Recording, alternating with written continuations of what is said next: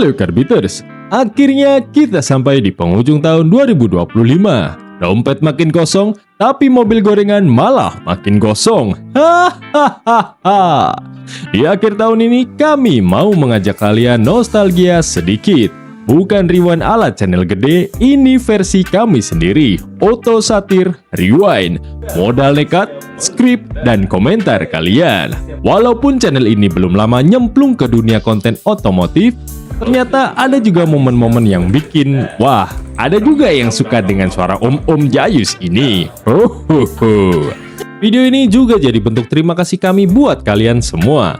Tanpa dukungan Karbiters, channel ini nggak mungkin bisa sampai di 2800 subscriber. Angka yang mungkin kecil buat sebagian orang, tapi cukup buat kami hahaha setiap hari.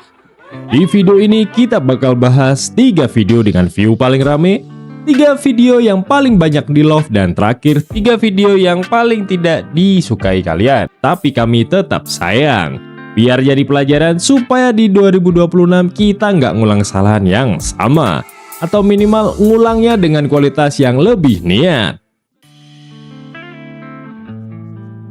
Legally cheating. Kalian tahu dengan skandal Toyota yang satu ini? Ya, itu dilakukan lewat Toyota Celica GT4 ST205. Kurangnya Toyota ini bisa dibilang jenius, gila, bahkan di luar nalar FIA. Dalam WRC, semua mobil turbo wajib pakai air restrictor, lempengan metal kecil dengan satu lubang yang membatasi udara masuk ke turbo. Tujuannya simple, biar tenaga mobil tidak kebanyakan. Tapi Toyota bikin mekanisme rahasia yang bisa membypass restrictor itu tanpa terlihat dari luar. Gimana caranya? Mereka membuat cincin restrictor yang bisa bergeser sedikit saat tekanan udara tinggi. Secara visual, restrictor ini tampak 100% legal. Tapi ketika turbo mulai nyedot udara kencang, 4 pegas super presisi mendorong restrictor itu terbuka hanya beberapa milimeter. Dan efeknya, lebih banyak udara sama dengan lonjakan tenaga 25-50 horsepower. Begitu tekanan turun, mekanisme itu menutup lagi seolah restriktornya standar pabrikan.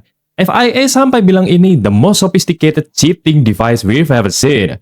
Bahkan, teknisi mereka butuh berjam-jam buat sadar restriktornya bisa bergerak. Saking rapinya desain Toyota. Memang, curang tetap curang. Tapi kalau sejenius ini, ya jelas langsung jadi legenda. Celica GT4 ST205 pun dikenal dunia sebagai mobil legally cheating. Menurut kalian, ini curang atau jenius? Tulis pendapatmu di kolom komentar. Halo Karbiters. Bayangin tidur sebentar, bangun-bangun, Toyota tiba-tiba ngumumin 3 mobil sport flagship sekaligus.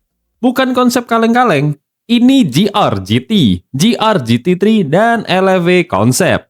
Toyota kemarin itu kayak lagi ngeprank seluruh dunia otomotif, tapi bentuk pranknya berupa mobil sport semua.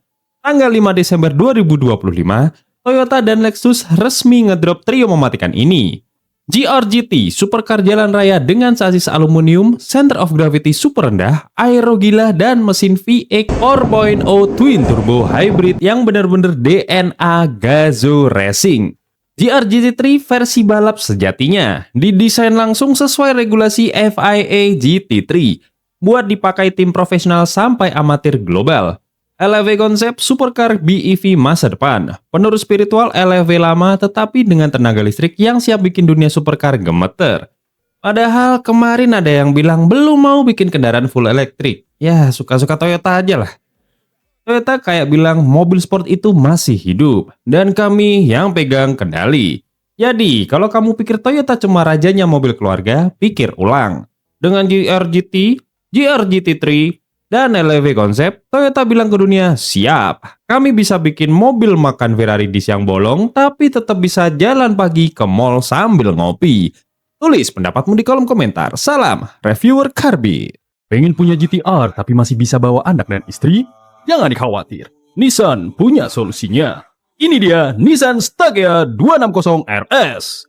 GTR yang bisa bawa belanjaan dan popok bayi. Dari luar kelihatan kayak wagon biasa buat antar anak ke TK. Tapi waktu buka kapnya, boom, RB26 DETT. Mesinnya sama kayak GTR Skyline R33. Tenaganya 280 horsepower, AWD, dan transmisi manual 5 speed. Bayangkan, kamu masih bisa kebut-kebutan di trek sebelum pergi jemput anak dan istri. Versi 260 RS ini bahkan dikembangkan langsung oleh Outtech divisi tuning resmi Nissan. Wajah depannya pun bisa sangat mirip dengan Skyline GT-R R34. Stagea 260 RS itu kayak bapak-bapak kerja kantoran, tapi malamnya ikut ajang drift. Mobil keluarga? Iya. Mobil balap? Iya. Intinya, ini seperti GT-R yang sudah nikah, tapi jiwa racingnya belum selesai. Tulis pendapatmu di kolom komentar. Biasanya Hot Wheels cuma hidup di rak dan tapi yang satu ini beneran turun ke dunia nyata. 1:1 tanpa bercanda. Inilah Deora 2, versi nyata dari Hot Wheels Legendary yang awalnya cuma fantasi desain. Basisnya terinspirasi dari Dodge Deora tahun 60-an, tapi Deora 2 ini dibikin jauh lebih futuristik dan lebih streamline. Bentuknya lebih membulat, lebih aerodinamis dan jauh lebih modern. Untuk urusan mesin bukan kaleng-kaleng. Mesinnya pakai Cadillac Northstar V8. Mesin performa tinggi khas Amerika dan proses kustomisasinya melibatkan nama besar seperti Chip Foose. Jadi ini bukan pajangan kosong, tapi karya engineering dan seni jalanan. Interiornya minimalis, bodinya super clean. Cara masuknya lewat bodi depan yang diangkat seperti kanopi pesawat.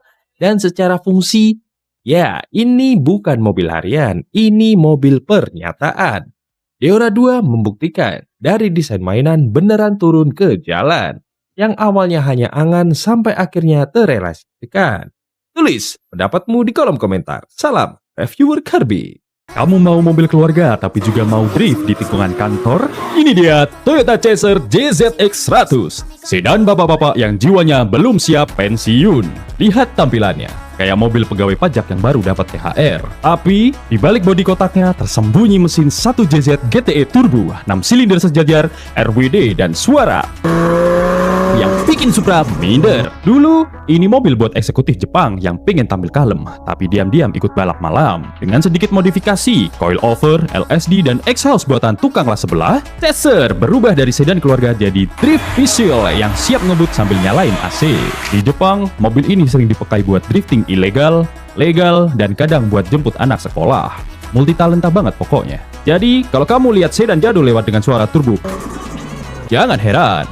Itu bukan bapakmu, itu JZX 100 yang belum move on dari masa mudanya. Tulis pendapatmu di kolom komentar. Halo Karbiters, bayangin tidur sebentar bangun-bangun Toyota tiba-tiba ngumumin 3 mobil sport flagship sekaligus. Bukan konsep kaleng-kaleng, ini GR GT, GR GT3, dan LEV konsep. Toyota kemarin itu kayak lagi ngeprank seluruh dunia otomotif, tapi bentuk pranknya berupa mobil sport semua. Tanggal 5 Desember 2025, Toyota dan Lexus resmi ngedrop trio mematikan ini. GR GT, supercar jalan raya dengan sasis aluminium, center of gravity super rendah, aero gila, dan mesin V8 4.0 twin turbo hybrid yang benar-benar DNA Gazoo Racing. GR GT3 versi balap sejatinya, didesain langsung sesuai regulasi FIA GT3, buat dipakai tim profesional sampai amatir global. LEV konsep supercar BEV masa depan, penerus spiritual LEV lama tetapi dengan tenaga listrik yang siap bikin dunia supercar gemeter. Padahal kemarin ada yang bilang belum mau bikin kendaraan full elektrik. Ya suka-suka Toyota aja lah. Toyota kayak bilang mobil sport itu masih hidup dan kami yang pegang kendali. Jadi kalau kamu pikir Toyota cuma rajanya mobil keluarga, pikir ulang. Dengan GR GT, GR GT3, dan LEV konsep, Toyota bilang ke dunia, siap, kami bisa bikin mobil makan Ferrari di siang bolong, tapi tetap bisa jalan pagi ke mall sambil ngopi. Tulis pendapatmu di kolom komentar. Salam, reviewer Kirby. Bak Pinang dibelah dua, sekilas sama namun berbeda. Yari. Ini dia di all new urban cruiser Toyota Taisor. Di video kami kemarin, kami sudah bahas saudara kembarnya, Suzuki Prong. Ya, mobil ini menggunakan basis platform yang sama, spesifikasi mesin 1200cc dan tenaga maksimum di 90 PS. Memang lebih kecil dari saudaranya, namun tetap ada varian dengan tenaga turbo. Mobil ini rilis di India. Mungkin akan susah jika dibawa ke Indonesia karena sudah ada saudaranya yang rilis terlebih dahulu. Jika mobil ini rilis di Indonesia, manakah yang akan kalian pilih? Suzuki Front dengan mesin yang lebih bertenaga atau Front dengan emblem Toyota namun spesifikasi kalah di atas kertas. Namun ingat, ini Toyota. Tulis pendapatmu di kolom komentar. Apa kalian tahu, Suzuki R3 punya kembaran identik. Macam saudara tapi beda orang tua. Ini dia, Mazda VX-1. Menggunakan platform yang sama, spesifikasi mesin yang sama, dan suku cadang yang sama juga. Hanya emblem, harga, dan nasib saja yang berbeda. Ya, berbeda dengan saudara kembarnya. Kiprah Mazda VX-1 di Indonesia kurang begitu baik. Ya, karena memang harganya yang lebih mahal namun dengan spesifikasi yang sama. Walaupun dengan membawa emblem Mazda tidak membuat konsumen tertarik dengan mobil yang satu ini. Ya.